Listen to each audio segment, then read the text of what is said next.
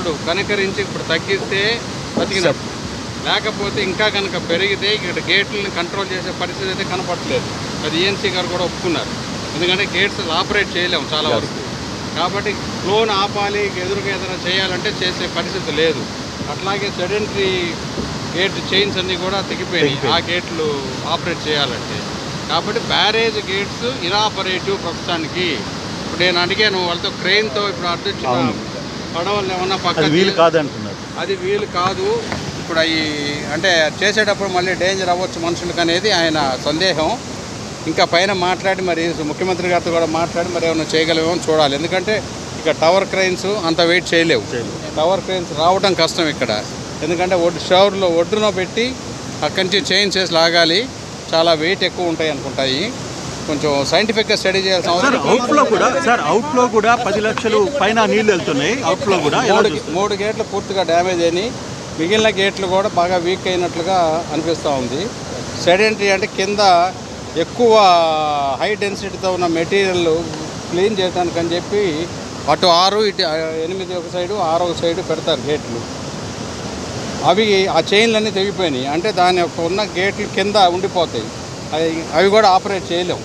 ఒకవేళ దీన్ని ఆపరేట్ చేసే పరిస్థితి అయితే లేదు ఇప్పుడు, పూర్తిగా రిపేర్ చేసే వరకు. ఇప్పుడున్న పరిస్థితుల్లో నాకున్న నాలెడ్జ్ ప్రకారం వరద వస్తే ముందుకు వెళ్ళిపోవటం వదిలేయటమే కానీ అరికట్టే పరిస్థితి అయితే లేదు. ఉన్న 6 గేట్లలో 3 గేట్లు కంప్లీట్గా డ్యామేజ్ అయ్యాయి. ఇక వరద కూడా ఏమాత్రం మిగిలే సమస్య కూడా లేదు. ఇంకేం లేదు.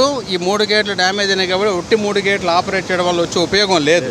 గేట్లు ఏంటంటే అన్నీ కూడా సమానంగా చేసి ఆపరేట్ చేస్తారు. వరద పెరిగితే వదలటానికి, స్టోర్ చేయాలంటే కిందకి అన్నీ దిగటం అనమాట. ఈ 3 ఈ విధంగా ఇనాపరేటివ్ అయిపోయినాయి కాబట్టి మిగిలిన చేయలేరు అనేది నా అభిప్రాయం.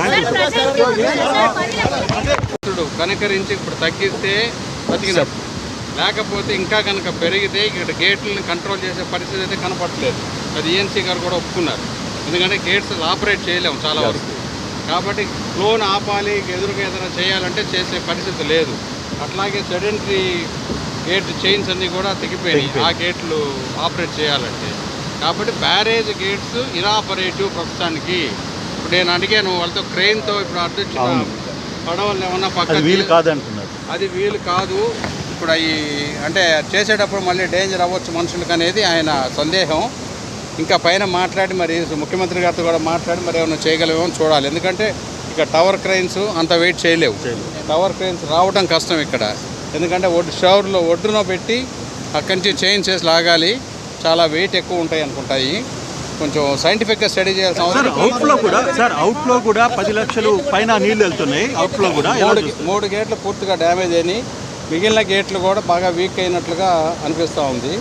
సెడెంటరీ అంటే కింద ఎక్కువ హై డెన్సిటీతో ఉన్న మెటీరియల్ క్లీన్ చేయడానికి అని చెప్పి అటు 6 ఇటు 8 ఒక సైడు 6 ఒక సైడు పెడతారు గేట్లు. అవి ఆ చైన్లన్నీ తెగిపోయినాయి. అంటే దాని యొక్క ఉన్న గేట్లు కింద ఉండిపోతాయి. అవి కూడా ఆపరేట్ చేయలేము.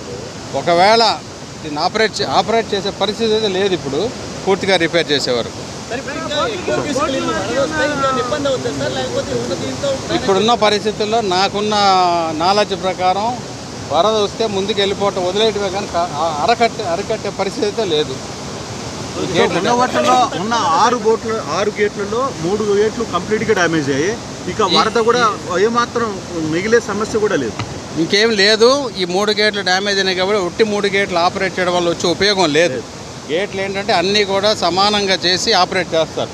వరద పెరిగితే వదలటానికి, స్టోర్ చేయాలంటే కిందకి అన్నీ దిగటం అనమాట. ఈ 3 ఈ విధంగా ఇనాపరేటివ్ అయిపోయినాయి కాబట్టి మిగిలిన చేయలేరు అనేది నా అభిప్రాయం. నాయకులారా, మీ పనితనం మీ అధినాయకులకు తెలియజేయాలనుకుంటున్నారు. ప్రజలారా, మీ సమస్యలను మీ నాయకులకు తెలియజేయాలనుకుంటున్నారు. ప్రజా సమస్యల పరిష్కార వేదిక మీ అభినవ్ భారత్.